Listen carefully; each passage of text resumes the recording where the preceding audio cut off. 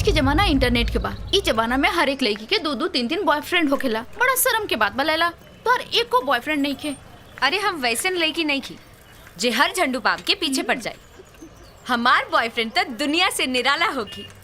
ओकरा में ऐसे खूबी हुई जे दुनिया के कौनो लड़का में ना है। घंटी ना मार सकत रहला का? पूरा रिक्शा मार देहनी, आपका घंटी अलग से मारी।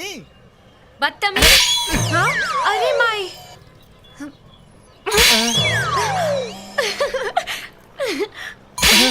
बस करा, अब कितना मरबू? इ थप्पड़ मरला पे तहार टिक्की काहे खड़ा हो जाता?